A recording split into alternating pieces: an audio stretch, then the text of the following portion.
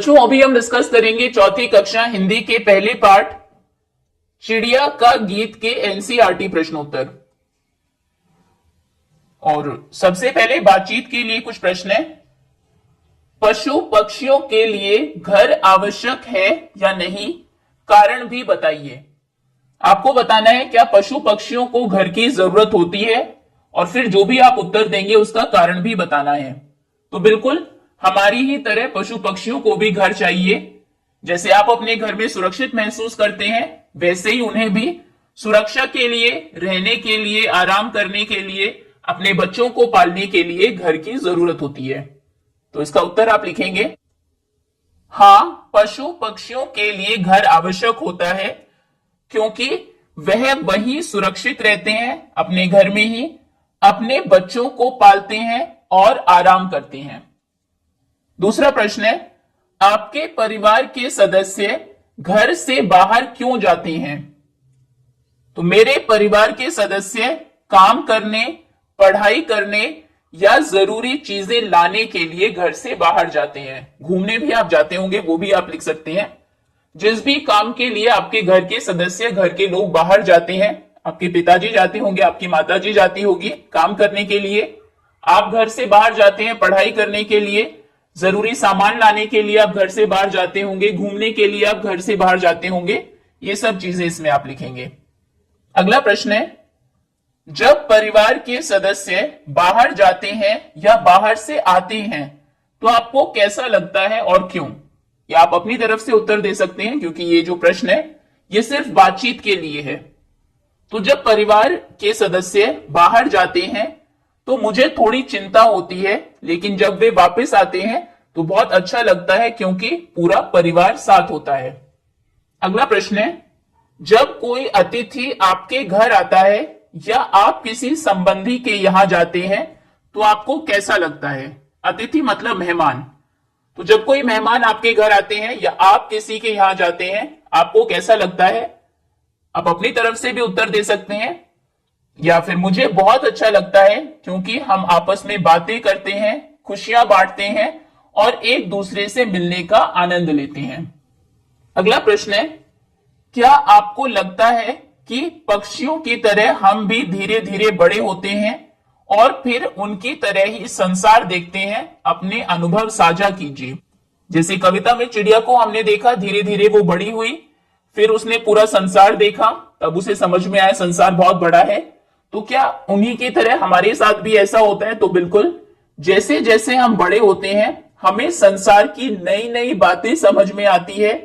पहले मुझे लगता था कि मेरा घर ही सब कुछ है, लेकिन अब समझ में आता है कि संसार बहुत बड़ा है। ओके, आगे आते हैं। अगला प्रश्न है, कविता की बात। नीचे दिए गए प्रश्नों में 4 विकल्प दिए हैं, इसमें 4 ऑप्शन है।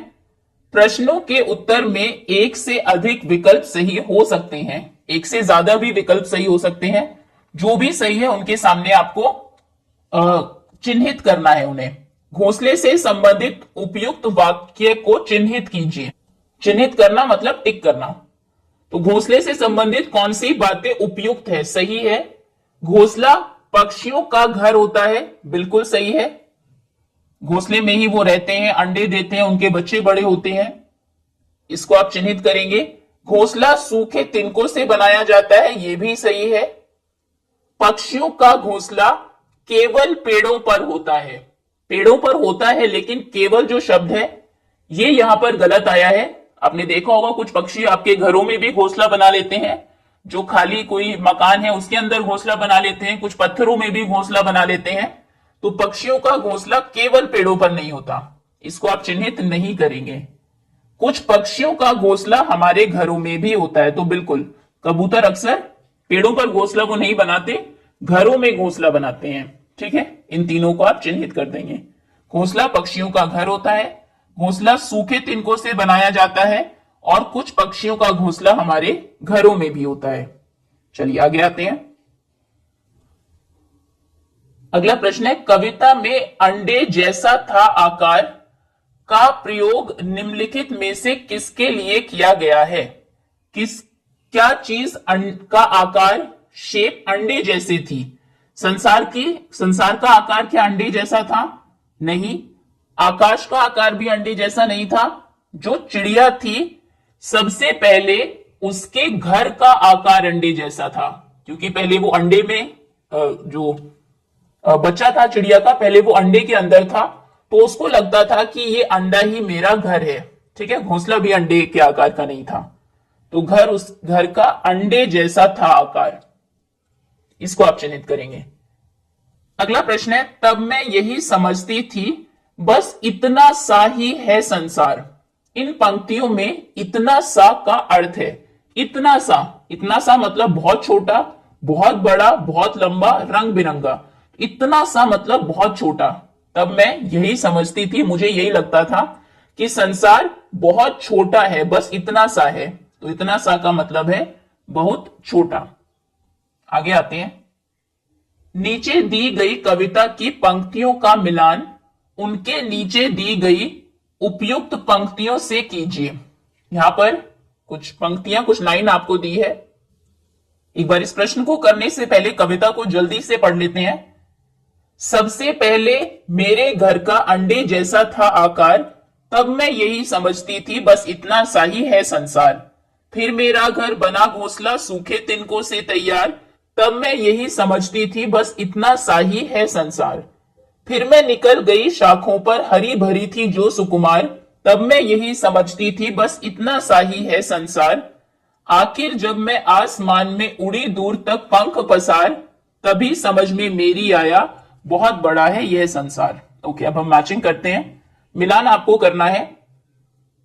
फिर मेरा घर बना घोंसला सूखे तिनकों से तैयार, तब मैं यही समझती थी बस इतना सा ही है संसार। यहां से आप मिलान करेंगे।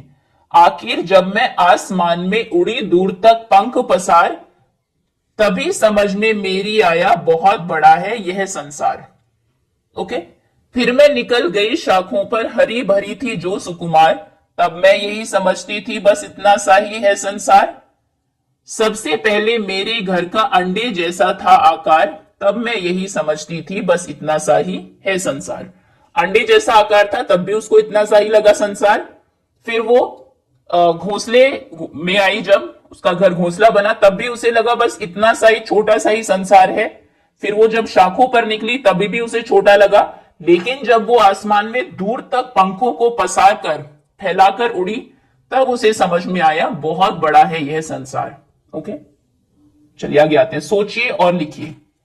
चिड़िया को यह संसार कब कब छोटा लगा? जब वो अंडे के अंदर थी, जब वो घोंसले में थी, और जब वो शाखों पर आई, तब उसे यह संसार छोटा लगा। तो उत्तर आप लिखेंगे, जब चिड़िया अंडे में थी, जब वह घोंसले में आई, तथा जब वह बाहर शाखों पर निकली, तब उसे यह संसार छोटा लगा। और यह बहुत इंपॉर्टेंट क्वेश्चन है, एग्जाम में भी आ सकता है। चिड़िया को यह संसार कब कब छोटा लगा? तो जब वो अंडे में थी, जब घोंसले में आई, और जब बाहर शाखों पर निकली, तब तक उसे लगा कि संसार छोटा है। आखिर में जब वो दूर तक आसमान में अपने पंखों को फैलाकर उड़ी, तब उसे पता लगा कि संसार बहुत बड़ा है। दूसरा प्रश्न है, खुले आकाश में उड़ते समय चिड़िया ने क्या क्या देखा होगा जिससे उसे लगा कि संसार बहुत बड़ा है? जब आखिर में चिड़िया खुले आसमान में दूर तक उड़ी, तो उसने क्या क्या चीजें देखी होगी जिन्हें देखकर उसे लगा कि संसार बहुत बड़ा है?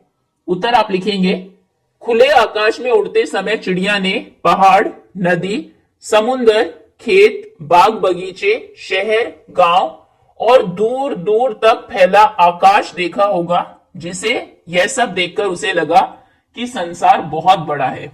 ओके, अगला प्रश्न है, प्रायः मतलब अक्सर, अक्सर सुबह शाम पक्षियों की चहचहाट कलरव सुनाई देती है, ऐसा क्यों होता है? आप देखते होंगे सुबह सुबह और शाम के समय पक्षी बहुत बोलते हैं, उनकी चहचहाट बहुत सुनाई देती है।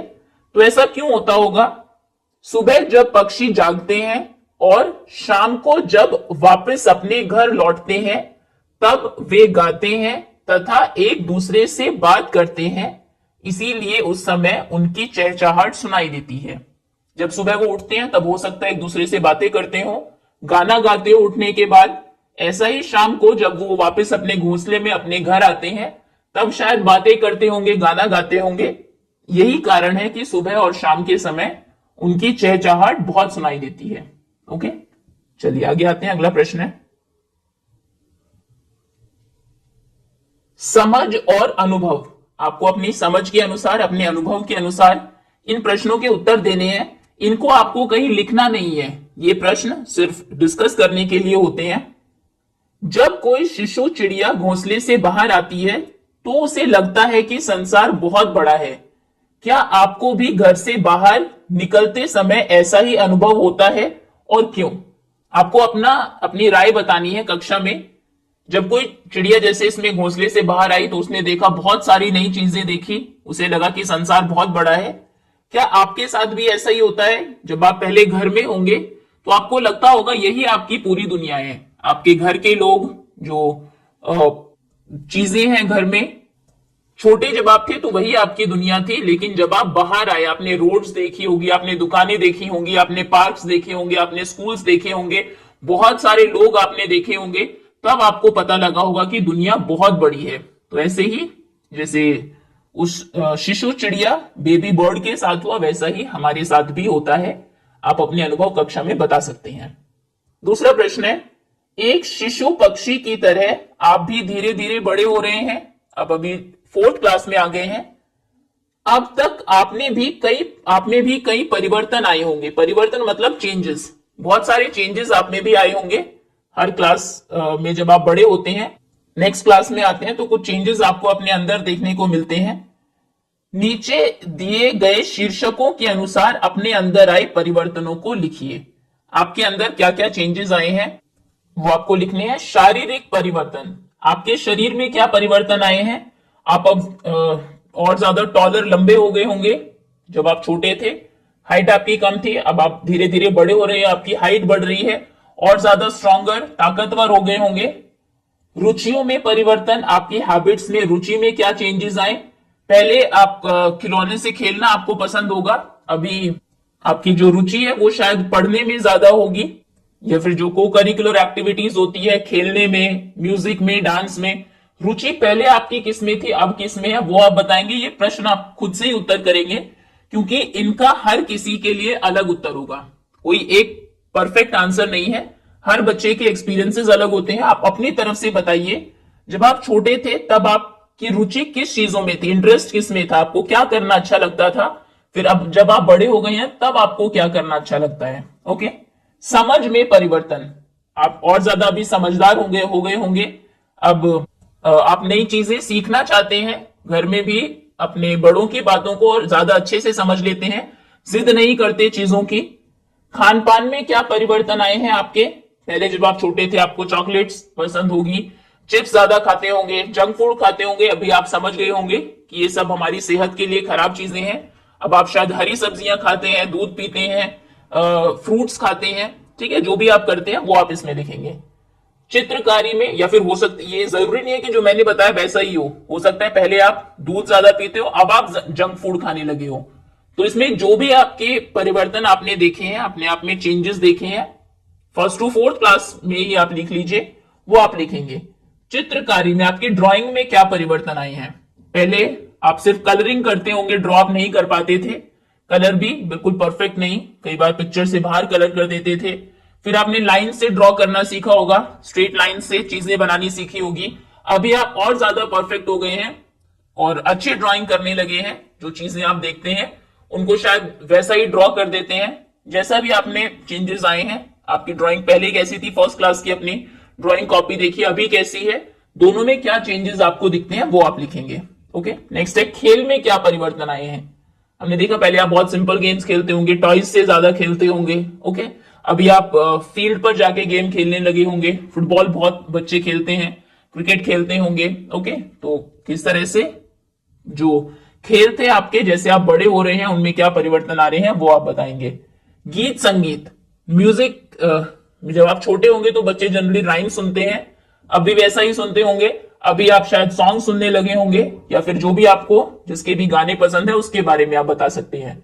पढ़ने लिखने में क्या परिवर्तन आए हैं? पहले आप शायद ज्यादा पिक्चर्स वाली बुक्स पढ़ते होंगे, पढ़ते भी नहीं होंगे, शायद पिक्चर्स ही देखते होंगे उसमें। अभी आप कहानी को पढ़ने लगे हैं, पहले हो सकता है आपको पढ़ना ना अच्छा लगता हो, अभी धीरे धीरे आपका इंटरेस्ट आ गया हो, उसमें रुचि आ गई हो। उल्टा भी हो सकता है पहले आपको पढ़ना अच्छा लगता हो जब आप छोटे थे, अब ना लगता हो। तो जो भी आपका इसमें एक्सपीरियंस रहा है, आपको जो परिवर्तन खुद में दिखते हैं वो आप कक्षा में बताएंगे, और सच ही बताना है, कोई भी परफेक्ट आंसर नहीं है। जैसा कि हमने कहा, हर बच्चा अलग है, और कक्षा में जितने ज्यादा अलग अलग आंसर्स इसके आएंगे उतना ही अच्छा है, आपकी जो क्लास है उतनी ही इंटरेक्टिव होगी। नृत्य और अभिनय में पहले आप कैसा डांस करते थे, कैसे एक्टिंग करते थे, अभी आप बड़े हो गए हैं, किस तरह का डांस आप करते हैं, वो आप कक्षा में बताएंगे। ओके।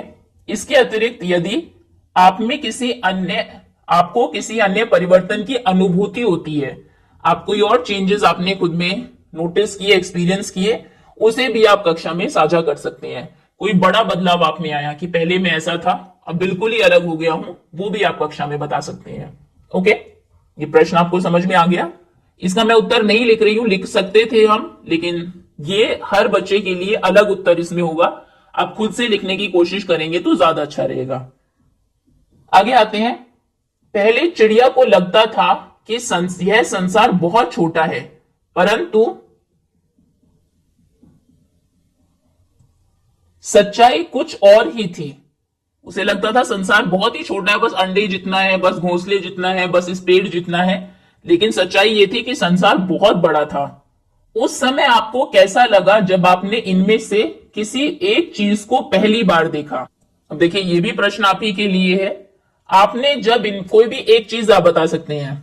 आपने जब रेलगाड़ी को पहली बार देखा, आपको कैसा लगा? आपको शायद पहले आपने छोटी कार देखी होंगी, जब पहली बार आपने ट्रेन को देखा होगा तो आपको बहुत कितनी उसकी साउंड बहुत अच्छी लगी होगी, कितनी बड़ी ट्रेन है ये देखकर शायद आप सरप्राइज्ड, हैरान हो गए होंगे, आप शायद ट्रेन में बैठना चाहते होंगे। ओके, ये आप लिख सकते हैं।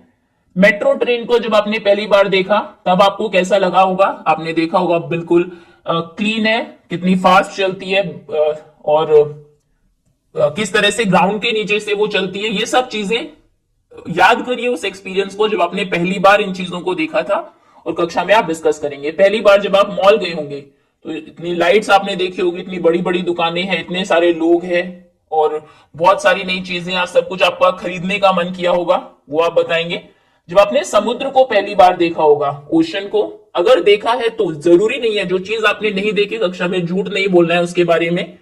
समुद्र आपने जब पहली बार देखा था, आपको कैसा लगा था वो आपको बताना है। नहीं देखा तो आप स्किप कर सकते हैं, आपको किसी एक ही चीज के बारे में बताना था यहाँ पर, ठीक है, इनमें से किसी एक चीज को। तो समुद्र को देखने पर आपने देखा होगा बहुत दूर तक आपको पानी ही पानी दिखाई दिया होगा, उसकी जो वेव्स हैं उनकी साउंड आपको बहुत अच्छी लगी होगी, जो भी आपका एक्सपीरियंस रहा। पहाड़ को जब आपने पहली बार देखा, आपने देखा होगा इतने ऊंचे ऊंचे, इतने सुंदर पहाड़ है, आपको उन्हें क्लाइंब करने का, उन पर चढ़ने का मन किया होगा, और ऊपर टॉप पे जाके मैं शाउट करूं, चिल्लाऊं, ऐसा आपने सोचा होगा। जब आपने वायुयान को, एरोप्लेन को पहली बार देखा, तो उसको आकाश में उड़ते हुए देखा होगा, तो आप हैरान हो गए होंगे, अभी तक तो पक्षी उड़ते थे, ये एक मशीन भी बनाई है आदमी ने जो आसमान में उड़ती है। आपने सोचा होगा ये एक उड़ता कैसे है, इसके तो पंख भी नहीं है, या फिर आपने सोचा होगा मैं कभी इसमें जरूर बैठूंगा या इसको चलाऊंगा, ठीक है। ये सब चीजें, जलयान को, शिप को जब आपने पहली बार देखा होगा, कितना बड़ा शिप है, कैसे वो पानी में फ्लोट करता है, और या फिर आपको लगा होगा कि ये कोई घर है शायद जो पानी के ऊपर चल रहा है, जैसा भी आपको लगा वो आप बताएंगे। जंगल को जब आपने पहली बार देखा, पहली बार आप जंगल गए, आपने बहुत सारे ट्रीज देखे, बर्ड्स देखी, एनिमल्स देखे, आपको लगा होगा चारों तरफ हरियाली है, ग्रीनरी है, बहुत शांति लगी होगी। 4 या 6 भित्तियों वाली सड़कें आपने देखी होगी, तो हैरान हो गए होंगे आप, कितनी सारी कार्स उसके ऊपर दौड़ रही है, कितनी चौड़ी सड़कें हैं, ठीक है। खेत को जब आपने पहली बार देखा, फार्म्स को, तो आपने फसलें देखी होगी, उसमें स्केयर क्रो देखा होगा, फार्मर्स को काम करते हुए देखा होगा, बहुत पीसफुल आपको लगा होगा, हैप्पी लगा होगा, जैसा भी आपको फील हुआ या लगा होगा, कितनी धूप में कितनी मेहनत से लोग काम कर रहे हैं। रेगिस्तान या मरुस्थल, डेजर्ट को आपने पहली बार देखा, तो देखा होगा दूर दूर तक रेत ही रेत है, बिल्कुल वो बहुत गर्म हो सकता है, दिन में अगर धूप में आप गए होंगे बहुत गर्म आपको लगी होगी, शाम को गए तो बहुत ठंडी लगी होगी, जैसा भी आपका एक्सपीरियंस रहा। नदी को जब आपने पहली बार देखा, किस तरह से पानी बह रहा है, कितना साफ है, फ्रेश है। आप शायद उसके पास खेलना चाहते होंगे, उसके अंदर जाना चाहते होंगे, जो भी आप चाहते थे, जैसे भी आपको लगा वो आप लिखेंगे। ओके, इसके अतिरिक्त, इसके अलावा आपका कुछ और अनुभव भी है तो भी वो आप अवश्य कक्षा में साझा कीजिए। जितना ज्यादा से ज्यादा हो सके कक्षा में इंटरेक्शन आपको करना है, बातचीत आपको करनी है। ओके, कोई भी चीज आपने पहली बार देखी और आपको कोई चीज अलग से आपने देखी और आपको बहुत उसको देखकर कुछ नया अनुभव हुआ, वो आप कक्षा में बताएंगे। ओके, चलिए आगे आते हैं। चित्रों की भाषा। नीचे दिए गए चित्रों को ध्यान से देखिए। चित्र से मेल खाती कविता की कुछ पंक्तियां उदाहरण के रूप में दी गई है। इस चित्र से कौन सी पंक्तियां मेल खाती है? यहां पर आप देख रहे हैं चिड़िया दूर दूर तक उड़ रही है अपने पंखों को फैलाकर। तो कविता की पंक्ति है, आखिर जब मैं आसमान में उड़ी दूर तक पंख पसार, तभी समझ में मेरी आया बहुत बड़ा है यह संसार। ओके, अब कविता की उपयुक्त पंक्तियों से आपको रिक्त स्थानों की पूर्ति करनी है। यहां पर आप क्या देख रहे हैं? चिड़िया किसके अंदर है? अंडे के अंदर। इससे कविता की कौन सी पंक्ति मेल खाती है? देखो, आपको कविता में दी भी हुई है। जो सबसे पहली पंक्तियां हैं ये पिक्चर है और इससे संबंधित पंक्तियां हैं ये। सबसे पहले मेरे घर का अंडे जैसा था आकार, तब मैं यही समझती थी बस इतना सा ही है संसार। तो ये आप यहां पर लिख देंगे, सबसे पहले मेरे घर का, आप लिखेंगे सबसे पहले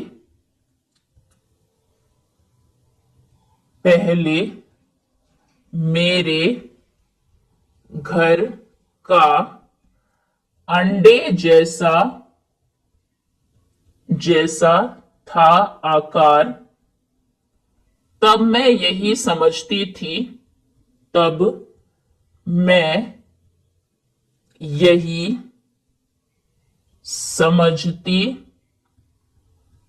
थी बस इतना सा ही है संसार। बस इतना सा ही है संसार। ओके, ये पंक्ति मेल खाती है इस पिक्चर से। आगे आते हैं अनुमान और कल्पना। अनुमान लगाना, कल्पना करना। कविता की पंक्ति है, आखिर जब मैं आसमान में उड़ी दूर तक पंख पसार, चिड़िया ने अंततः मतलब आखिरकार इतनी दूर तक उड़ान क्यों भरी होगी। कविता की लाइन है ना, आखिर में जब मैं आसमान में पंख फैलाकर दूर तक उड़ी, तो वो उड़ी क्यों? वो जो पेड़ है उसी के ऊपर भी रह सकती थी, आखिर में इतनी दूर तक उसने उड़ान क्यों भरी? तो इसका उत्तर आप लिखेंगे, चिड़िया ने दूर तक इसलिए उड़ान भरी होगी क्योंकि वह संसार को देखना चाहती थी और यह जानना चाहती थी कि उसका संसार कितना बड़ा है। जैसे आप हैं, आप घर के अंदर ही क्यों नहीं रहते, बाहर क्यों जाते हैं, इतना एक्सप्लोर क्यों करते हैं, दुनिया को क्यों देखते हैं? क्योंकि आप देखना चाहते हैं, नई नई चीजें आपको देखना अच्छा लगता है। वैसे ही चिड़िया के लिए भी था, शायद उसने इसलिए उड़ान भरी होगी क्योंकि वो दूर दूर तक उड़कर देखना चाहती होगी कि दुनिया और कितनी बड़ी है।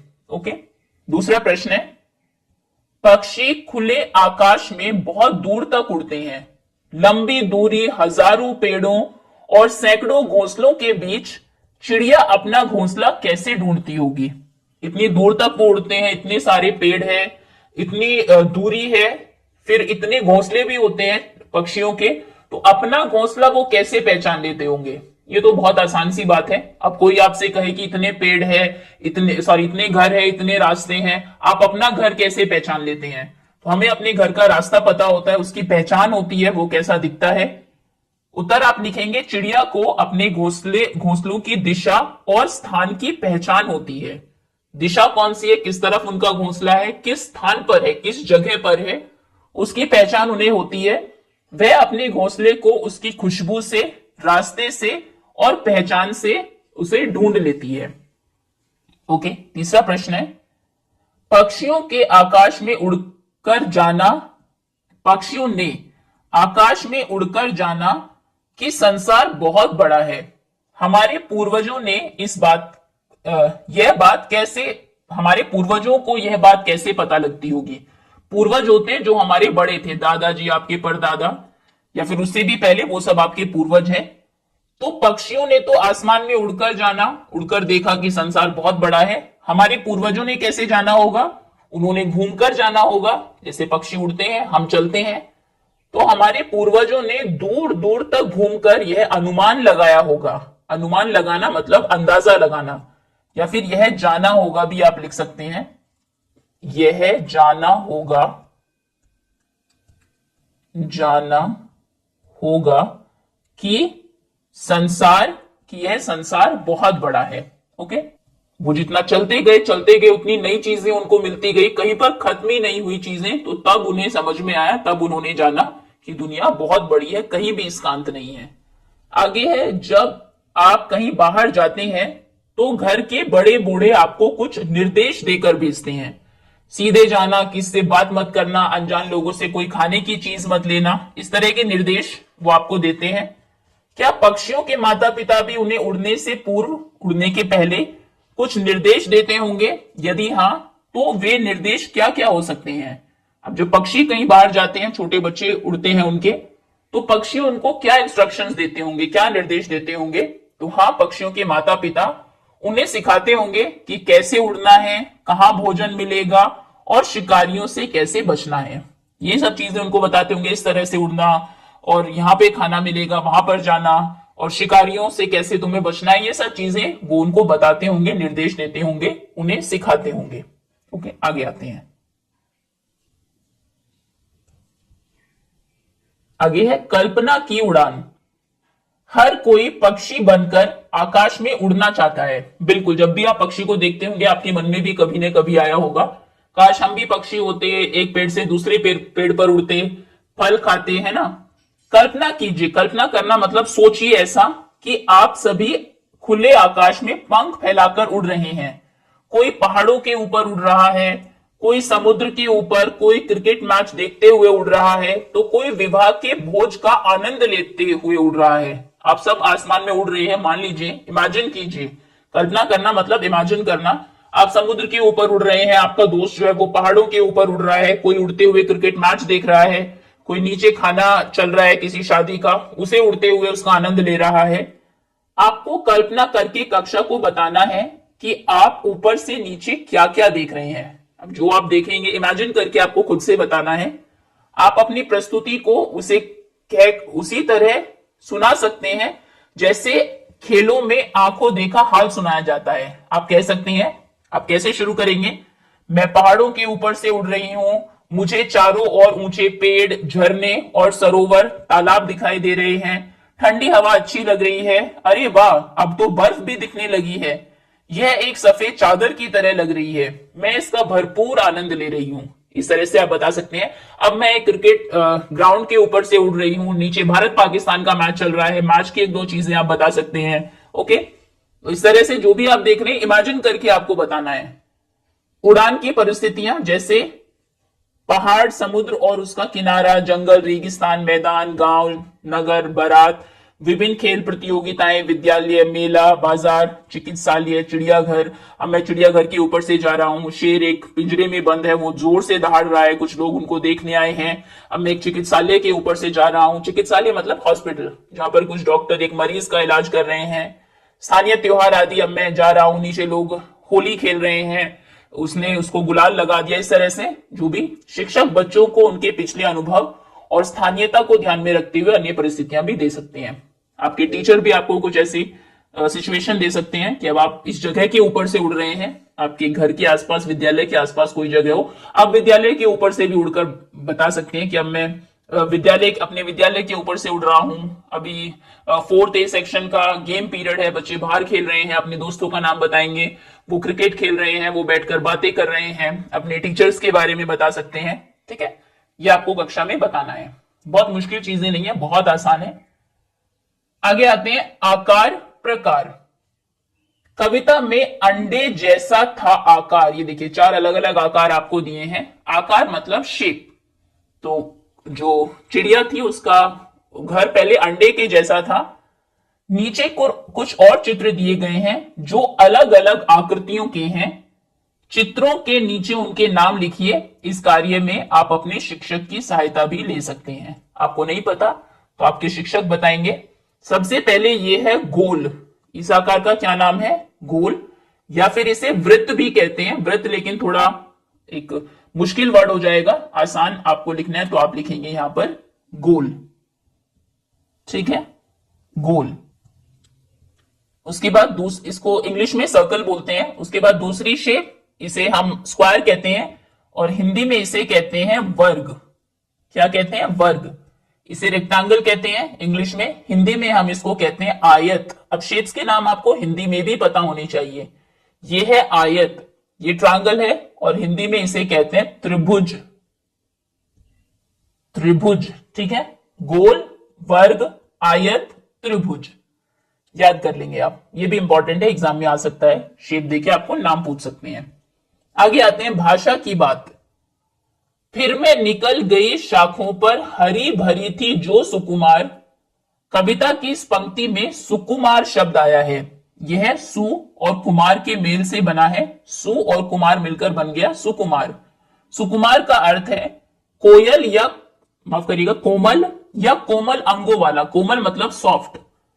आप भी इस प्रकार कुछ नए शब्द बनाइए और उनके अर्थ खोजिए। जैसे सु और कुमार बना सुकुमार, कोमल अंगों वाला। सु और योग्य बन जाएगा सुयोग्य। यहां पर अब शब्दों को मिलाकर लिखेंगे सुयोग्य। सुयोग्य मतलब अच्छी योग्यता वाला, अच्छी योग्यता वाला मतलब जिसमें जो योग्य हो, अच्छी योग्यता वाला। ठीक है। सुयश ये हो जाएगा सुयश। सुयश, सुयश मतलब अच्छा यश। यश मतलब होता है एक तरह से नाम, जैसे आपको लोग जानते हैं अच्छा यश। एक अच्छे कामों की वजह से जानते हैं, कुछ खराब कामों की वजह से जानते हैं। तो जब अच्छा यश, आपका अच्छा नाम हो, उसे हम सुयश बोलते हैं। सुकर्म बना है सु और कर्म को मिलकर। सु और कर्म मतलब सुकर्म, अच्छे कर्म। फिर सु और वास, ये हो जाएगा सुवास। वास मतलब होता है रहना, रहने की अच्छी जगह, अच्छी जगह, सुवास। सु प्लस क्या मिलकर सुदर्शन बनेगा? सु और दर्शन मिलकर बनेगा सुदर्शन। सुदर्शन मतलब अच्छा दर्शन, देखने लायक। दर्शन मतलब होता है देखना, जो देखने में अच्छा हो उसे बोलते हैं सुदर्शन। जो देखने में अच्छा हो। ओके, ये हमने कुछ नए शब्द सीखे। सु प्लस कुमार, सुकुमार मतलब कोमल अंगों वाला। सु प्लस योग्य, सुयोग्य, अच्छी योग्यता वाला। सु प्लस यश, सुयश, अच्छा यश। सु प्लस कर्म, सुकर्म, अच्छे कर्म। सु प्लस वास, सुवास, अच्छी जगह। सु प्लस दर्शन, सुदर्शन, जो देखने में अच्छा हो। ओके, चलिए आगे आते हैं। नीचे दिए गए वाक्यों में कुछ रिक्त स्थान है और कुछ शब्द रेखांकित किए गए हैं। कुछ खाली जगह है, कुछ रेखांकित है। रेखांकित मतलब अंडरलाइंड है, उनके नीचे लाइन है। उन शब्दों से वाक्यों को पूरा कीजिए जो रेखांकित शब्दों के विपरीत अर्थ रखते हैं। अब खाली जगह में आपको वो शब्द भरने हैं जो इनके उल्टे हैं, इनके विपरीत है। जैसे सूखा का उल्टा क्या होगा? गीला। तो देखिए वाक्य क्या बन गया अभी हमारा, सूखा और गीला कचरा अलग अलग डिब्बे में डालो, डिब्बों में डालो। बिल्कुल सही वाक्य है, गीला। दिल्ली मेरे घर से खाली जगह है लेकिन गुवाहाटी पास में है। पास का विलोम क्या होता है, विपरीत क्या होता है? दूर। तो वाक्य क्या हो जाएगा? दिल्ली मेरे घर से दूर है लेकिन गुवाहाटी पास में है। ठीक है। अनवर कब खाली जगह और कब गया पता ही नहीं चला। तो गया का विलोम क्या होगा, उल्टा क्या होगा? आया। अनवर कब आया और कब गया पता ही नहीं चला। कोई भी काम ना तो बड़ा होता है और ना ही बड़ा का विलोम छोटा। विलोम मतलब उल्टा, विपरीत, छोटा। गीला का उल्टा सूखा, फिर पास का उल्टा दूर, गया, आया, छोटा, बड़ा। ठीक, ये आप ब्लैंक्स में फिल कर देंगे और ये विपरीत शब्द भी आपको पता होने चाहिए। आगे आते हैं। आइए अब एक रोचक संवाद पढ़ते हैं। संवाद मतलब होता है बातचीत, रोचक मतलब इंटरेस्टिंग। तो पहली लड़की कहती है, सलमा तुम्हें कितने पैसे चाहिए? दूसरी लड़की कहती है, जितने पैसे राजू को मिले। कितने चाहिए? जितने राजू को मिले। तुम्हें उतने नहीं मिल सकते, तो मुझे कितने पैसे मिल सकते हैं? केवल 50 रुपए।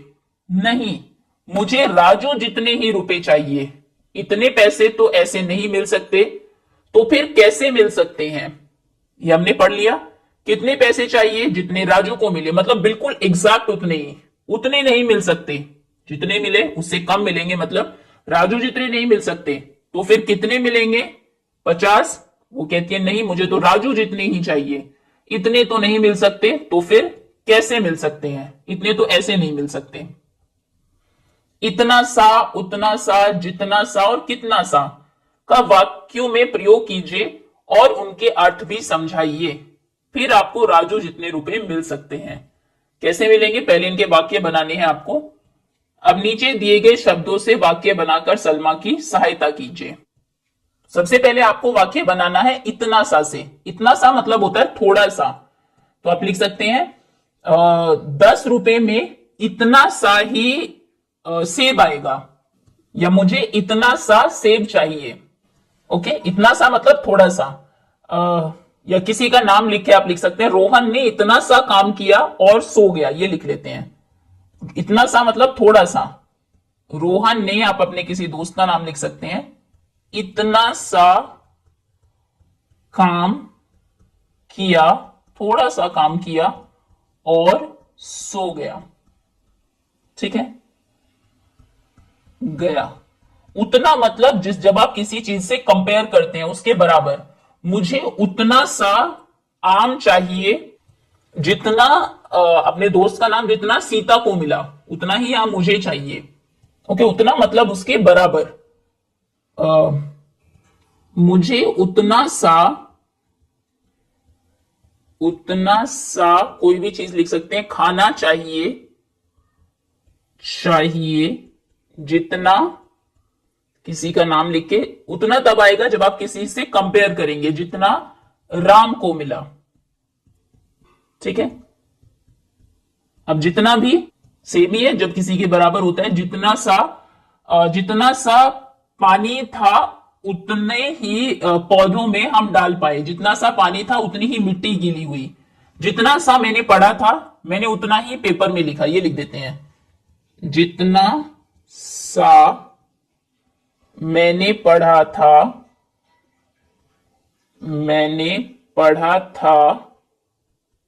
उतने ही जवाब मैंने दिए, उतने ही आंसर्स दिए।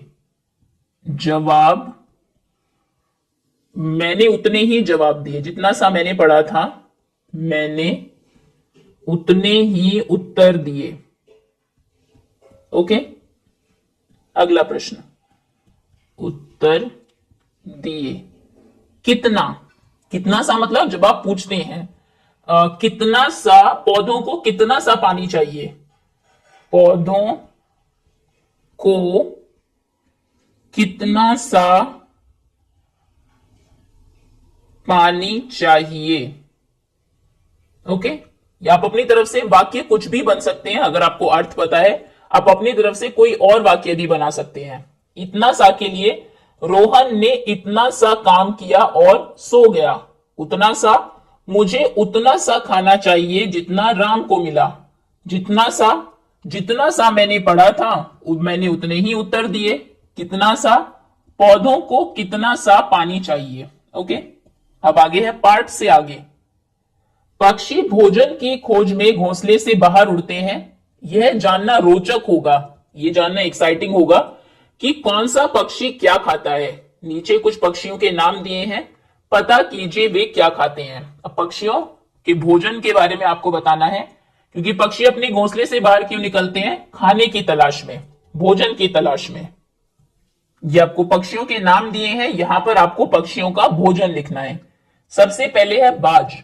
तो बाज छोटे पशुओं को, छोटे पक्षियों को खाता है, इंसेक्ट्स को खाता है, जैसे चूहे खाता है, छोटे पक्षी दूसरे मेंढक खाता है, छोटे कीड़े, छोटे सांप, ये सब चीजें।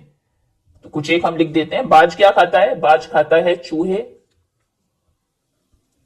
चूहे, छोटे सांप, सांप, छोटे पक्षी, पक्षी। ओके। फिर है हंस।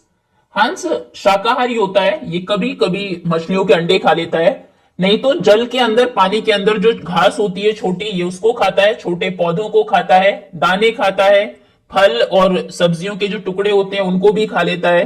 तो हंस में आप लिखेंगे जलीय पौधे, जलीय मतलब जो जल के अंदर होते हैं, जलीय पौधे। फिर ये दाने खाता है और फल सब्जियां भी खाता है, सब्जियां। फिर है तोता। तोता फल खाता है, आम, अमरूद, केला सब उसे बहुत अच्छे लगते हैं, फल।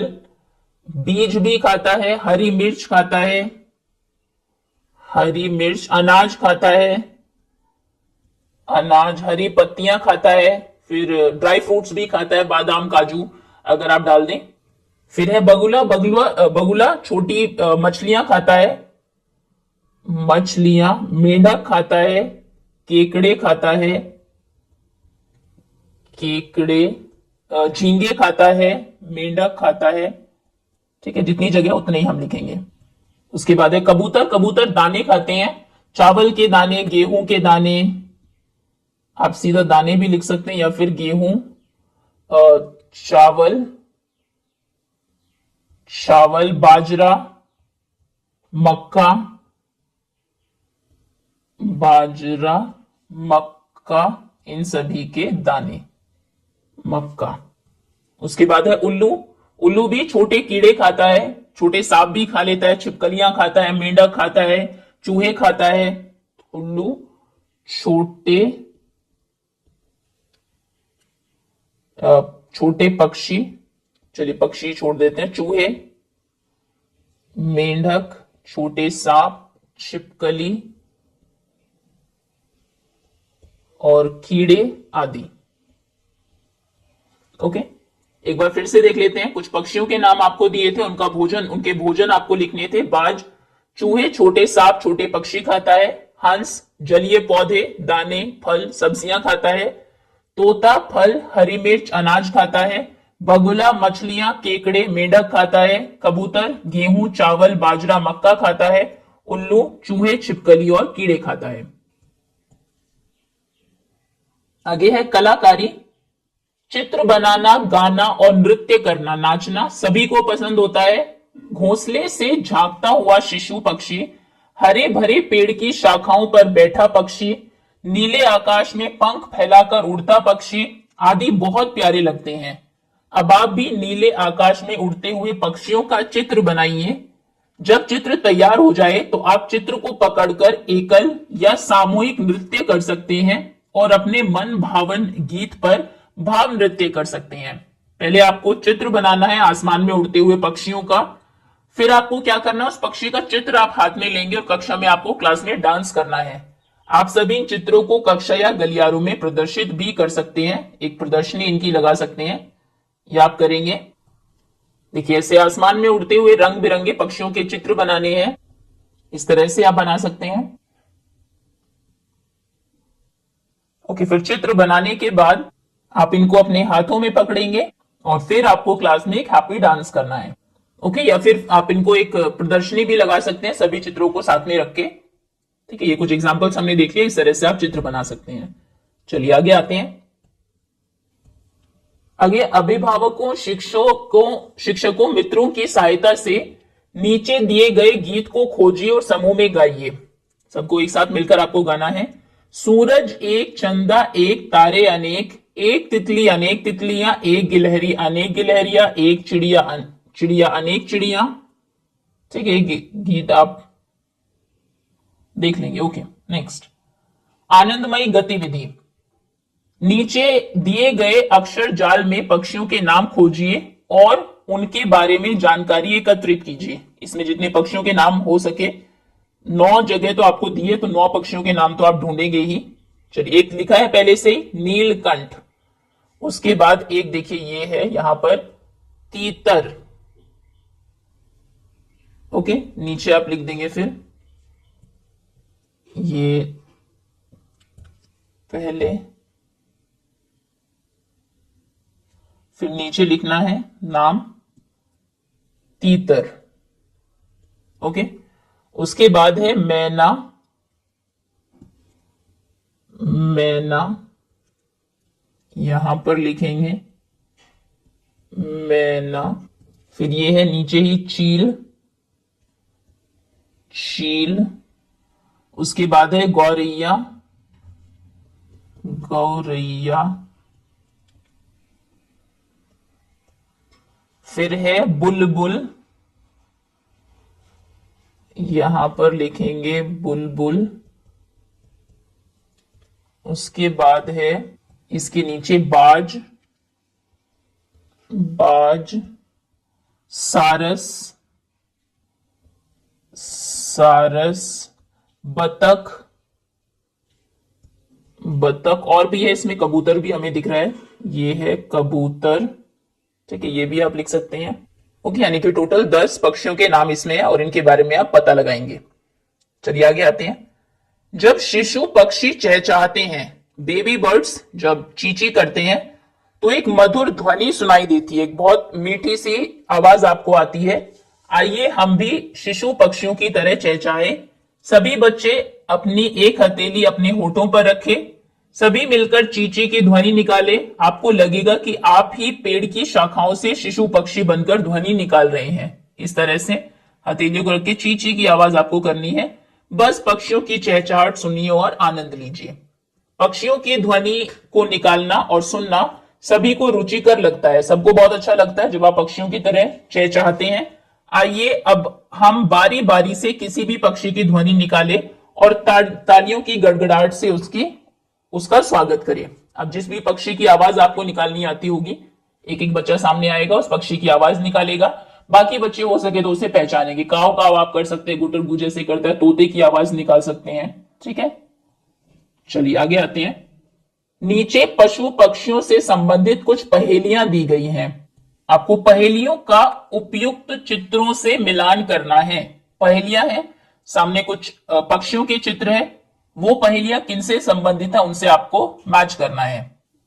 तो सबसे पहले, पंखों में नाखून हूं रखता, रात अंधेरे में ही उड़ता, दिन में ना मैं भोजन पाऊं, उल्टा होकर के सो जाऊं। तो ये कौन है जिसके पंखों में नाखून होते हैं, अंधेरे में उड़ता है और उल्टा होकर सोता है? ये है बैट, जिसे हम हिंदी में कहते हैं चमगादड़। तो यहां से आप इसकी मैचिंग करेंगे। आपको बैट के सामने जो डॉट है उसे पहली पहेली से मिलाना है, ऐसे। ओके, उसके बाद दूसरा है, पंख पत्तों जैसे उसका रंग, कुतर कुतर खाने का ढंग, घर में भी पाला जाता, नाम बताओ उसका ज्ञाता। पत्तों जैसा उसका रंग है, मतलब हरा रंग है, कुतर कुतर के चीजों को खाता है, घर में भी हम उसको पालते हैं। क्या है? ये है तोता। तोते से आप दूसरी पहेली को मिलाएंगे, इसके सामने जो डॉट लगा है इससे मिलाएंगे यहां पर। ओके, आगे है, नीड नहीं वह कभी बनाती, नीड मतलब होता है घोंसला, घोंसला वो कभी नहीं बनाती, बागों की रानी कहलाती, काला रंग है उसका भैया, सबके दिल को खूब लुभाती। काला रंग है, सबके मन को बहुत भाती है, बहुत अच्छा गाती है, बागों की रानी है और कभी भी घोंसला नहीं बनाती है। ये है कोयल। सबसे पहली पिक्चर ये कोयल की है, इसकी मैचिंग आप यहां से करेंगे।